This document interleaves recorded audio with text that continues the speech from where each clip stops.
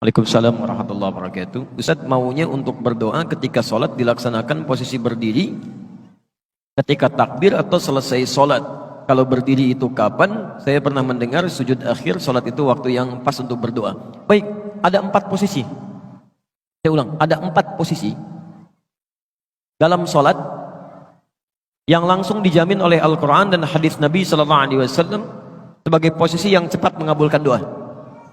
1, berdiri. Dalilnya di Quran surah ketiga Ali Imran ayat 38 sampai 39, di Al-Baqarah ayat ke-45, di hadis Nabi SAW riwayat Abu Daud nomor hadis 649. Nanti saya turunkan. Yang kedua, saat ruku dan sujud. Saat ruku dan sujud.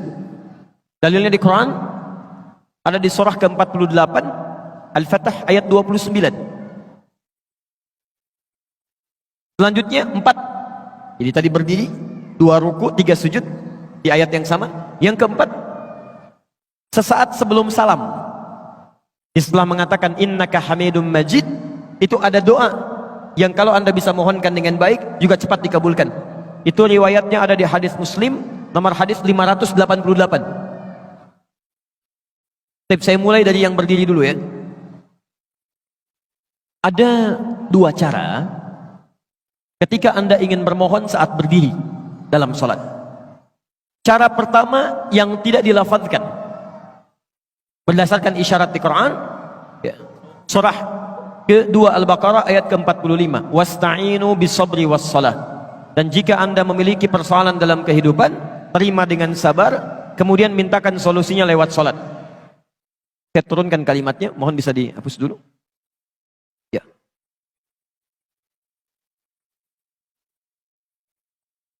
Lihat sini ya, saya berikan gambaran secara lafadznya. Cukup, jazakallah. Saya turunkan Quran surah kedua ayat ke-45. Posisi paling kanan di pertengahan, gak sedikit ke bawah. Wasta'inu. Perhatikan cara menerjemahkannya. Dan jika Anda punya persoalan dalam hidup, mintakan solusinya. Pertama, bis sabri, dengan sabar. Jadi jangan mengeluh. Jangan mengeluh. Lalu kemudian terima dulu dengan sabar, lalu tunaikan salat, wassalah. Minta dalam salat. Dijelaskan di hadis kapan mintanya? Kapan mintanya? Di hadis Abu Daud nomor hadis 649. Lihat, fokus. Perintah Qur'annya wasta'inu. Dan mohonkan kepada Allah. Kalau Anda ingin robah kalimat wasta'inu menjadi bentuk permintaan, kita yang minta, maka dalam bahasa Arab kalimatnya akan berubah dari ista'inu menjadi nasta'in. Saya turunkan nasta'in.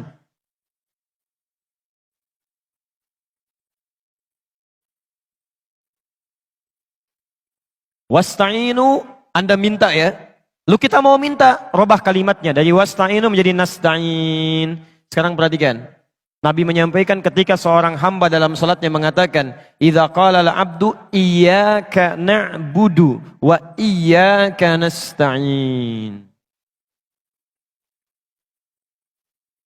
Ya Allah, kami sekarang salat menyembah-Mu saja. Dan sekarang kami punya persoalan ya Allah. Kami minta solusinya dari-Mu saja. Dari-Mu saja. Saat Anda mengucapkan kalimat ini, bukankah Anda ucapkan saat berdiri? Dalam mengucapkan Al-Fatihah itu, dalam baca Al-Fatihah. Setelah Maliki Yaumiddin apa bacaannya? Iyyaka na'budu wa iyyaka nasta'in. Perhatikan jawabannya. Hadza baini wa baina 'abdik. Ini perjanjian antara aku dengan hambaku. Wali 'abdi ma sa'al. Syaratnya kalau benar salatnya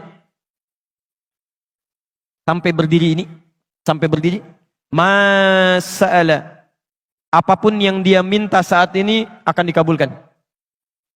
Di cara pertama cukup tidak perlu dilafadzkan, dalam hati saja. Jadi begitu Anda mengatakan wa iyyaka nasta'in, Anda hadirkan suasananya. Anda punya persoalan apa dalam kehidupan? Jelas di sini? Baik, nanti saya turunkan dalilnya lagi. Jadi kita pakai dalil, bukan pakai pendapat ya. Awas, dan ini dipraktekan. Dipraktekan. Tapi syaratnya ini, mesti benar salatnya.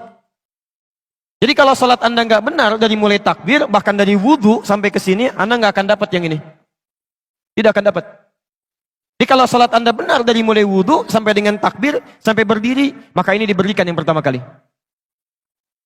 Ya. Makanya Nabi itu sangat ketat dalam masalah salat. Saya sampaikan sampai 2 kali, dari tadi malam di Al-Irsyad, sampai tadi subuh, ya di Masjid Al-Falah. Disebutkan di Al-Bukhari, nomor hadis 751, 757, di hadis Muslim nomor hadis 397. Babul musi fis shalah. Ada orang yang datang kepada Nabi, namanya Khalad Az-Zuraiqi. Ya, ja'a rajulun ila Nabi sallallahu alaihi wasallam. Datang seorang lelaki pada Nabi sallallahu alaihi wasallam. Fadakhala ila al-Masjid Nabawi, masuk ke Masjid Nabi. Fasalla bi jambin Nabi sallallahu alaihi wasallam, salat di samping Nabi. Kemudian dia mulai bertakbir sampai salam. Falamma sallama yaminan wa syamala, tatkala salam ke kanan dan ke kiri, faqala lahu Nabi sallallahu alaihi wasallam. Nabi sallallahu alaihi wasallam langsung berkata pada orang ini, "Shalli fa innaka lam tusalli." Kamu salat lagi karena kamu belum salat. Padahal sudah salam. Dia mengulang sampai 3 kali, tapi Nabi mengucapkan kalimat serupa. Anda salat lagi karena Anda belum salat. Apa kata orang ini? Ya Rasulullah, ma uhsinu ghairah, alimni. Ya Rasulullah, saya nggak bisa lebih baik daripada ini. Tolong ajarkan saya. Maka diajarkan oleh Nabi dari mulai wudu, Pak, sampai dengan salam.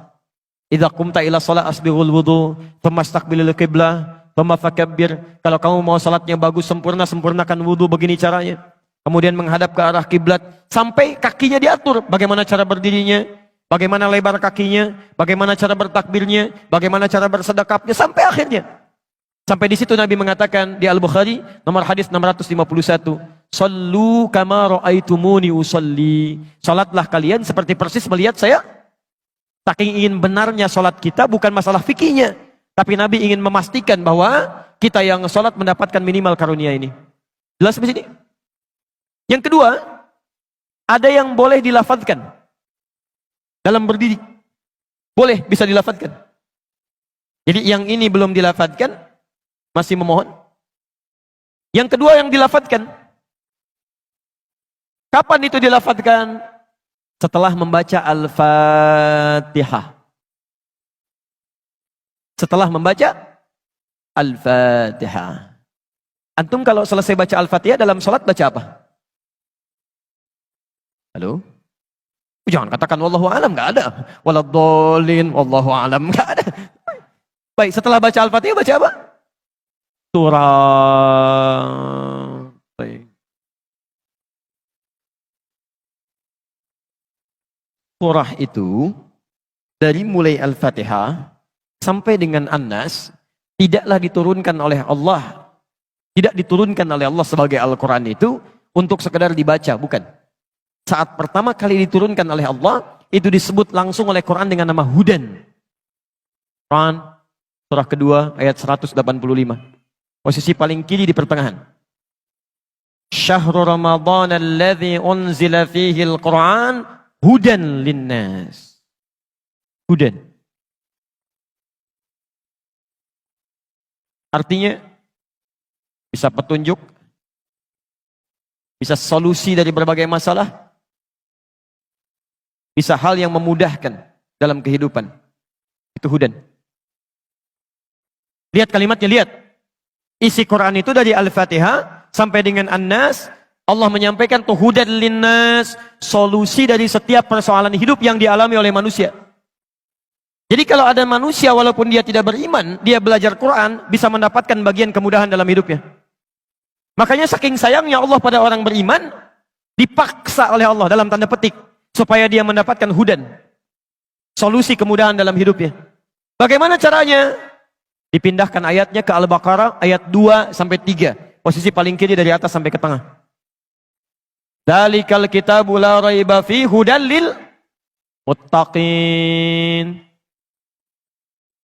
Siapa muttaqin ini? Apa amalannya? Ayat 3-nya, alladzina yu'minuna bil ghaib wa yuqimunas shalah. Diminta oleh Allah menunaikan salat ini supaya mendapatkan hudan.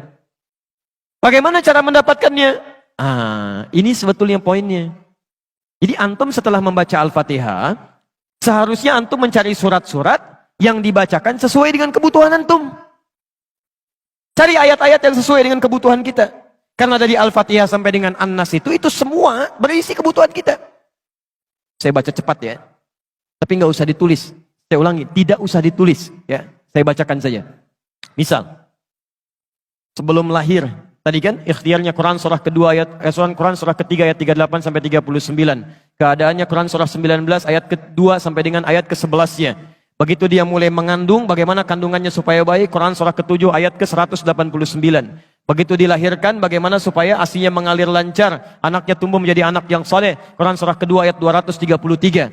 Begitu usia 2 tahun ke atas, dia mulai belajar bagaimana supaya dekat dengan Allah, baik dengan orang tuanya, baik dengan tetangganya, Quran surah ke-31 ayat 13 sampai dengan ayat 19-nya. Kemudian dia mulai belajar supaya cepat menangkap pelajarannya, Quran surah 9 ayat 122.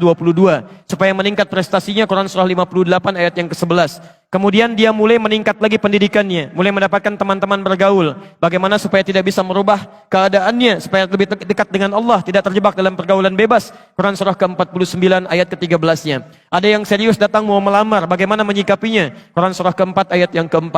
Terjadi pernikahan, Quran surah 30 ayat ke-21. Setelah menikah, bagaimana membagi tugasnya supaya tidak gelisah dalam pembagian tugas, tidak saling menyingkirkan satu dengan yang lainnya. Quran surah ke-4 ayat 34. Setelah dia menikah, suami mulai mencari nafkah. Bagaimana cara bekerjanya? Yang standar ada di Quran surah kedua ayat 168. Kalau mendapatkan ingin yang lebih mudah lagi, Quran surah kedua ayat 172. Kalau belum berangkat, rizkinya sudah menunggu dia, Quran surah 7 ayat ke-96-nya. Kemudian dalam bekerja ini tidak mudah. Istri harus merawat anaknya, merawat rumah tangga. Kadang-kadang anaknya sulit diatur, mengatakan pada perintah ibunya, mengatasinya Quran surah ke-17 ayat ke-23. Itu dua-duanya sama-sama capek. Jangan dikira yang pergi ke kantor saja. Ibu pun merawat anak juga kadang-kadang ada rasa lelah.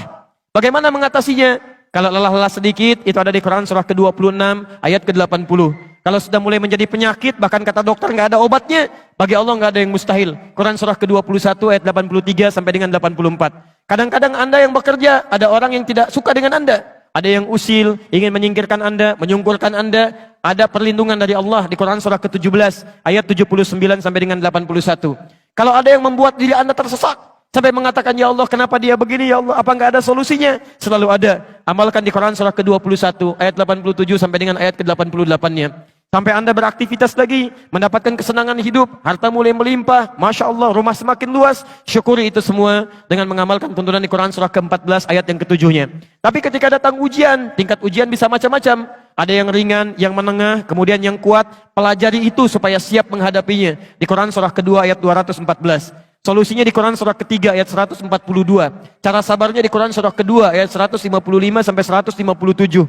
Sampai Anda terus berkembang, usia 40 tahun, orang tua masih ada, ingin berbakti pada orang tua, ada di Quran surah ke-46 ayat yang ke-15-nya. Sampai kemudian Anda semakin sepuh, mengatakan, ya Allah, apakah saya akan hidup untuk selamanya? Tidak. Satu saat kamu akan meninggal. Bagaimana cara meninggalnya ya Allah? Kamu akan kedatangan maut di Quran surah ketiga ayat 185. Maut itu datang lewat malaikat yang diutus. Quran surah 32 ayat yang ke-11. Bagaimana cara diambilnya ya Allah? Kalau kamu ingin tenang diambilnya, kerjakan amal soleh, maka kamu akan dipanggil dengan kalimat yang menenangkan. Ya ayyatuhan nafsul mutmainnah. Quran surah 89 ayat 27 sampai dengan ayat 30. Tapi kalau kamu banyak amal salah, tidak ada amal soleh, maka panggilannya akan sedikit menegangkan. Quran surah ke-8 ayat ke-50 sambil dipukulin malaikat. Ya Allah, saya telah mengalami malam pertama di alam dunia. Bagaimana malam pertama di alam kubur? Apakah menyenangkan atau ada persoalan? Kalau ingin senang, Quran surah ke-3 ayat 169 sampai 172. Kalau kamu ingin sedikit menegangkan sambil ditampakkan neraka jahanam dari mulai pagi sampai dengan sore, boleh. Ada di Quran surah ke-40 ayat 46 sampai dengan 47-nya. Ya Allah, bagaimana suasana hisab? Apakah menyenangkan atau tidak? Kalau kamu ingin masuk surga tanpa hisab, langsung masuk, mendapatkan berita gembira surga, ada amalannya di Quran surah kedua ayat 25. Tapi kalau kamu misalnya banyak amal salahnya, mengabaikan perintah Allah, bahkan kamu bisa masuk neraka tanpa hisab. Ada di Quran surah ke-18 ayat 100 sampai dengan 101-nya. Ya Allah, bagaimana suasana surga nanti ya Allah? Ayo kerjakan amal saleh. Ada surga bersama Rasulullah tingkat yang paling tinggi. Amalan di Quran surah ketiga ayat 31, Quran surah 59 ayat yang ke-7, Quran surah 33 ayat 21. Ada surga yang di taman surga yang memberikan langsung Allah, bisa melihat Allah tanpa hijab. Quran surah 75 ayat 22 sampai dengan ayat 23. Ada amalannya di Quran surah ke-51 ayat 15 sampai dengan ayat 23. Ada surga seluas langit dan bumi. Kemanapun kamu beraktivitas tidak akan pernah menemukan ujungnya. Quran surah ketiga ayat 133 sampai dengan 134. Ada semua. Ada semua. Jadi Anda punya masalah apapun, ayatnya ada di Quran. Jadi begitu mengatakan waladhdallin, cari ayat yang sesuai dengan kebutuhan Anda. Mintakan, boleh dilafadzkan. Masalahnya Ustaz, saya nggak hafal ayatnya. Jadi yang dibaca dari subuh sampai isya, An-Nas lagi, minal jinnati, dan dikabulkan oleh Allah. Mimpinya ketemu jin terus gitu kan. Itu yang boleh dilafadzkan. Tapi ini saya mohon maaf kalau tadi agak cepat ya, makanya saya katakan jangan ditulis. Tapi yang paling indah, Quran tidak pernah membuka sebuah persoalan kecuali melahirkan solusi. Ya Allah, saya harus bacakan ayatnya, bagaimana cara saya menghafalkannya? Ditawarkan langsung di Quran. Nanti lain waktu, kalau saya punya waktu yang lebih luas lagi, saya turunkan metodenya, metode Quran langsung. Kata Allah, saya akan berikan jaminan kepadamu untuk mudah menghafalkan Qurannya. Bahkan disebutkan 4 kali di satu surah. Surah 54, ayat 17, ayat 22, ayat 32, ayat ke-40. Walaqad yassarnal Qur'ana lidzikri fahal min muddakir. Dan kami jamin, kami akan mudahkan semudah-mudahnya Al-Quran itu untuk dihafalkan, untuk diingat. Sekarang ada nggak di antara Anda yang mau menghafalkannya? Pak, Bu, saking mudahnya, anak usia 4 tahun, mata buta, hafal Quran. Bahkan anak kita itu, rekor penghafal Quran paling muda, itu orang Indonesia. Dan fisiknya itu, dikatakan belum sempurna. Fajar namanya. Lahir dengan keadaan yang terlihat tidak sempurna, tapi begitu bicara kalimat yang keluar pertama kali itu Quran. Quran. ASI diberikan, ayahnya bacakan Quran 1 juz. ASI diberikan, ayahnya bacakan Quran 1 juz. Begitu bisa bicara yang keluar Al-Quran. Saking mudahnya, seorang perempuan usia 82 tahun, tidak bisa baca, tidak bisa menulis, diperdengarkan oleh cucunya Al-Quran. 2 tahun hafal Quran. Hafal Quran. Jadi menghafal Quran itu sulit atau mudah? Kalau mudah, kenapa sampai pagi ini belum hafal? Kalau sulit, di mana sulitnya? Karena semua orang mengatakan mudah. Nah, ini mungkin yang harus kita pelajari. Nanti lain waktu, nanti saya turunkan metodenya. Kita sudah buat PowerPoint-nya. Bahkan Alhamdulillah kita sudah susun mushafnya. Kita bikin mushaf At-Taisir. Nanti lain waktu, saya turunkan bagaimana metode menghafal Quran lewat Al-Quran. Bukan metode buatan manusia. Dan ini standar. Semua penghafal Quran akan mengikuti metode ini. Ya, kalau metode sudah banyak sekarang. Sesuai dengan pengalaman masing-masing. Ada metode menghafal Al-Quran semudah tersenyum gitu kan. Ada sudah senyum-senyum gak hafal-hafal misalnya kan. Itu bukan masalah metodenya yang salah, andanya yang gak serius. Ada yang demikian. Ya. Nanti kalau ada waktu, saya coba berikan teori singkat. Insya Allah Anda tidak nyampe 5 menit hafal 5 ayat. Dengan nomornya sekaligus. Dengan ayatnya, dengan nomornya. Mau insya Allah? Nanti di akhir ya, karena cuma butuh 5 menit saja insya Allah. Saya teruskan dulu ini. Jadi saya kira sudah terjawab ya, yang ini. Nanti dalam ruku ada, dalam sujud ada, termasuk sesaat sebelum salam. Karena tidak ditanyakan, nanti lain waktu kita bahas. Sudah, kita coba mulai pelan-pelan praktek menghafal Quran dulu ya. Saya kasih sebentar, nanti ini saya simpan dulu. Baik. Diakhiri 11.35, 5 menit pas lah ya. Baik, Alhamdulillah. Saya boleh hapus dulu ya. Nanti teori lengkapnya mungkin lain waktu Anda bisa simak uraian kami di edisi berbeda. Sekarang saya kasih contoh dulu ya. Saya kasih contoh sebentar. Misal, Anda nanti cari mushaf, tapi nggak boleh robah ya. Satu aja, dari mulai menghafal sampai dengan selesai. Kalau bisa cari mushaf hafalan. Di antara tandanya di sampingnya suka ada potongan-potongan ayatnya. Misal, ini saya ajarkan ini satu, gini kan. Misalnya ini alif lam mim. 2, dzalikal kitabu la raiba fi dzalika. 3, alladzina yu'minuna bil ghaib, alladzina. 4, walladzina yu'minuna bima unzila ilaik walladzina. 5 ulaika ala hudam min rabbihim wa ulaika humul muflihun. Ulaika. Saya hanya ingin tunjukkan betapa mudahnya menghafal Al-Quran termasuk dengan angka-angkanya. Ya, tapi tujuannya bukan ingin menjadi hafid, bukan. Terserah Allah mau diberikan berapa. Yang penting ingin menunjukkan betapa ini mudah dilakukan. Lihat kalimatnya.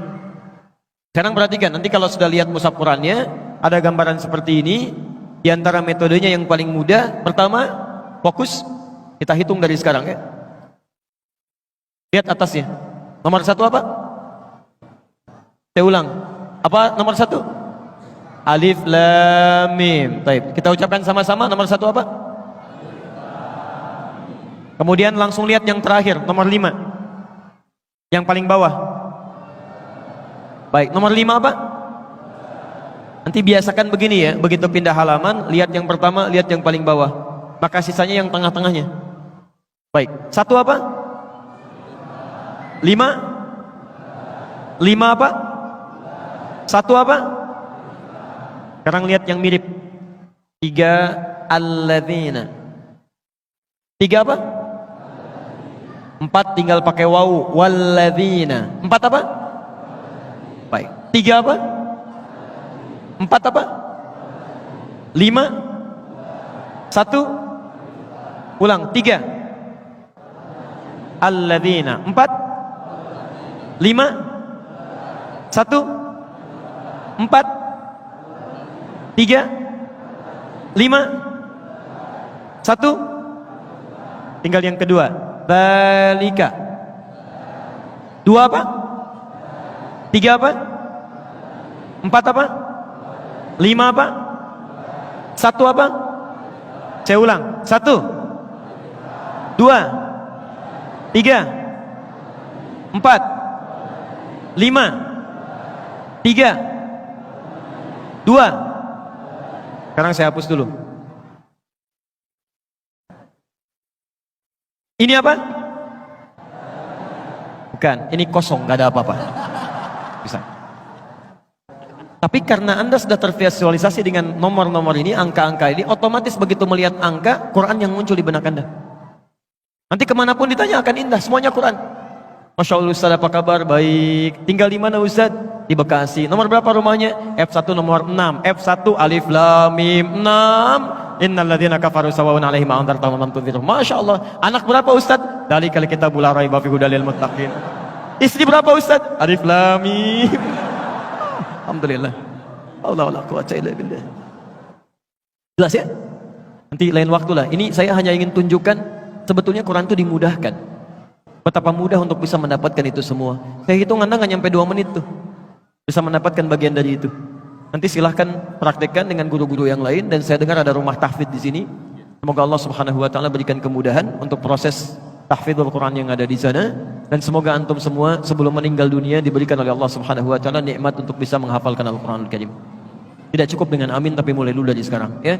Cari guru yang baik, mulai menghafal dan mohonkan kepada Allah Subhanahu Wa Taala kebaikan.